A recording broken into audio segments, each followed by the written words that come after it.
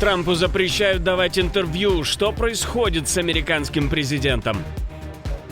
Неожиданные детали стрельбы в столице. Начато еще одно расследование, теперь среди своих. Москва отказывается от переговоров, но оставляет небольшую лазейку. Как в таких условиях умудрились еще и вину на Запад переложить? Досмотрите. Судьбоносные выборы, которые изменят политику всей Европы. За кого проголосует страна? Об этих и других самых главных событиях воскресного вечера 19 апреля. Все, что имеет смысл, то, что действительно важно и интересно, в эфире «Нехта». Я Алексей Бурлаков. Начинаем. Чем бороться с каждым дроном по отдельности, эффективнее уничтожить место, откуда они прилетают или где их делают. Таганрог снова получил удар по военной опоре России. Силы обороны поразили предприятие «Атлант-Аэро». Именно там производят дроны «Молния» и комплектующие к беспилотникам «Орион». После удара по территории предприятия начался пожар. Параллельно Украина заявила о поражении склада боеприпасов в районе Трудового, складов материально-технических средств в районах Мангуша, Тополиного, Мариуполя и Смелого, а также цистерн с горюче-смазочными материалами в районе Новополтавки. Отдельно уточняются последствия удара по Туапсе. По украинским данным, там повреждены установка первичной переработки нефти и резервуары, а Reuters подтверждал, что после украинской атаки пожар в районе порта и нефтяной инфраструктуры Туапсе продолжался более суток. Украина продолжает бить по тем точкам, которые питают российскую войну, по дроновому производству, складам и нефтяной инфраструктуре. Неожиданные подробности киевской стрельбы. Скандал после теракта в украинской столице разгорается уже вокруг самих полицейских. Полицейские, которые одними из первых увидели стрелка, опозорились так, как не хотел бы никто. Когда он начал стрелять, полицейские просто убежали. Не чтобы занять позиции получше, а чтобы спасти себя. На видео, которое мы не можем показать вам полностью на этой платформе, видно, что после их побега через секунды упал человек, вероятно, получивший пулю от террориста. На это уже отреагировал глава МВД Игорь Клименко. Он поручил главе нацполиции Ивану Выговскому провести служебное расследование. Служить и защищать – не просто лозунг. Оно должно быть подкреплено соответствующими профессиональными действиями, особенно в критические моменты, когда от этого зависит жизнь людей. Напомню, сам теракт произошел вечером 18 апреля в Голосеевском районе Киева. Вооруженный мужчина сначала поджег свою квартиру, затем устроил хаотичную стрельбу по прохожим и забаррикадировался в супермаркете, где находились люди. После почти 40 минут переговоров он застрелил одного из заложников. Тогда спецназ «Корт» пошел на штурм. Во время задержания стрелок открыл огонь по правоохранителям и был ликвидирован. По данным следствия, в результате атаки погибли 6, более 10 человек получили ранения. Россия не считает возобновление переговоров по Украине своим главным приоритетом, но допускает их проведение в Стамбуле. Об этом сказал Сергей Лавров на дипломатическом форуме в Анталии. При этом он дал понять, что Кремль по-прежнему не спешит возвращаться к полноценному переговорному процессу. Он отдельно отметил, что не ставит тему переговоров на первое место и в очередной раз попытался переложить ответственность за отсутствие диалога на Украину и Запад. Мы воспринимаем позитивно возможность возобновления переговоров в Стамбуле. Это сейчас тема возобновления переговоров не является приоритетом номер один в наших делах. Мы никому переговоры не навязывали. Мы всегда исходили из того, что если партнер готов, то за нами дело не станет.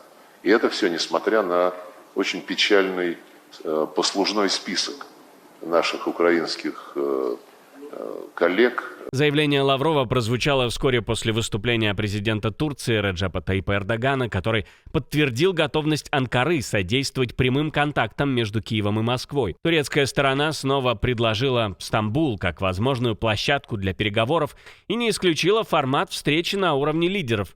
Москва посылает двойной сигнал. С одной стороны, в Кремле не называют переговоры срочной задачей, с другой сознательно оставляют открытой возможность вернуться к стамбульскому формату, если увидят в этом политическую выгоду.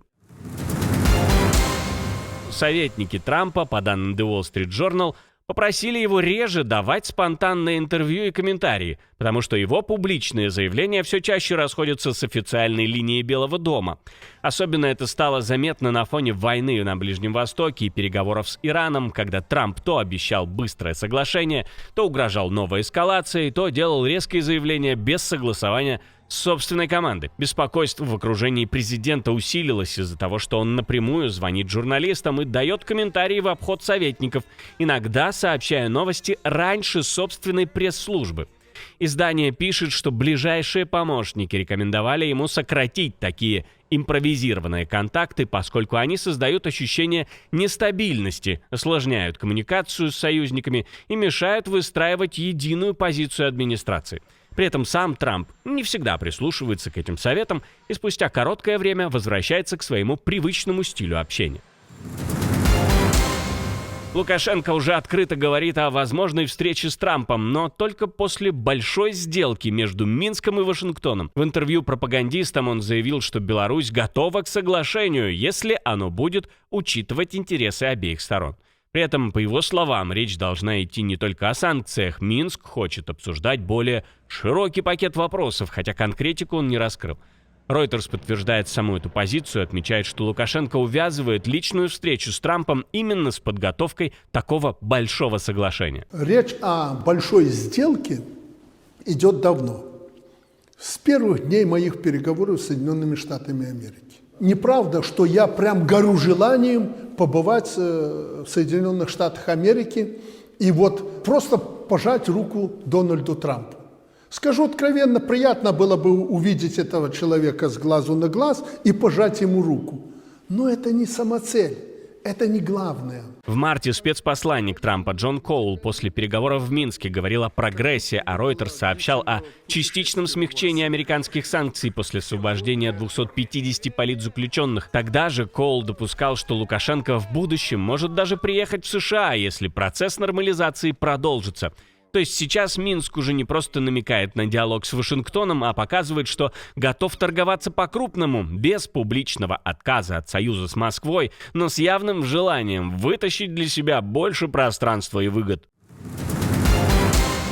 Болгария голосует на выборах, которые могут резко изменить ее курс. По опросам лидирует бывший президент Румен Радев и его коалиция «Прогрессивная Болгария». У них примерно 30-35% поддержки. Reuters прямо называет его пророссийским и евроскептиком.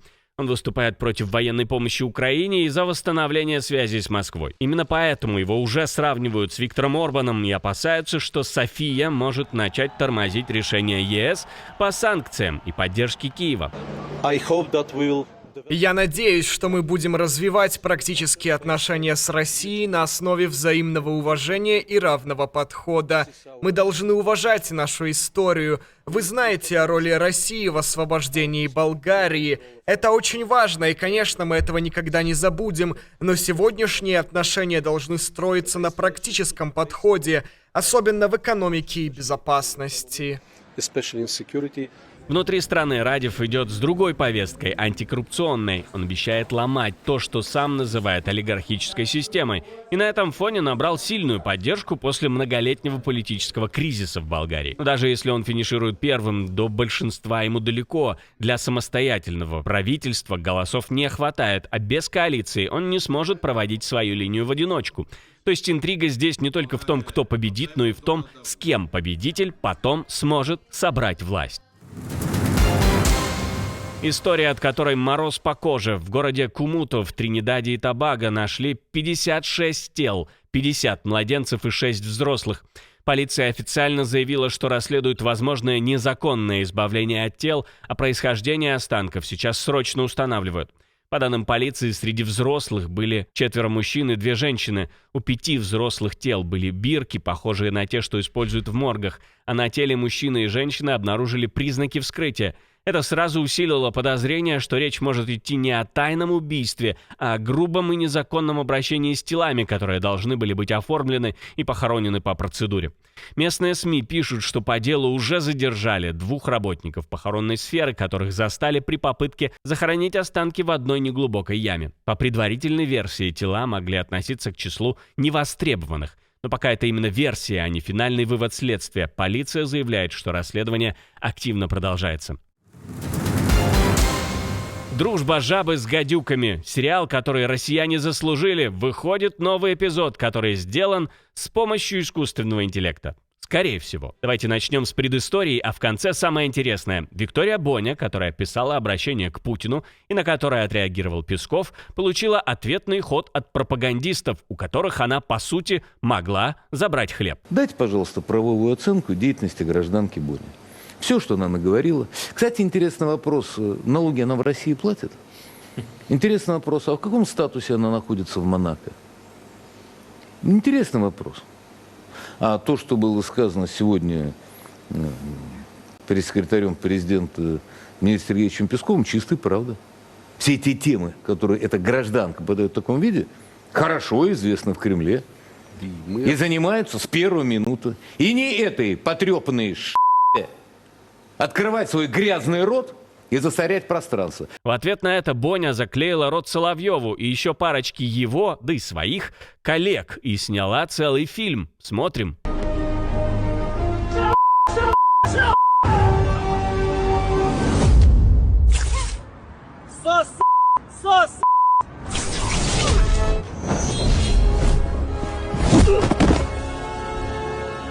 С меня хватит. Вот такая правовая оценка. Ждем ответ всех поверженных в этом клипе, в том числе и правовой. А в прошлом выпуске столица услышала автоматные очереди, спецназ пошел на штурм, есть раненые и погибшие. Режим резко свернул вправо, обострение ударило по морю, судоходство снова стало целью, а уникальная операция накрыла сразу несколько судов одним комплексным ударом. Внутри российской системы публичная пощечина Путину в эфире федеральных каналов и нервный Лавров, который фактически жалуется на Вашингтон, потому что расклад пошел не по плану. США уже ведут разведку под возможную высадку десанта, то есть следующий шаг может быть не дипломатическим, а силовым. Если еще не видели, обязательно посмотрите, а мы встретимся с вами уже утром.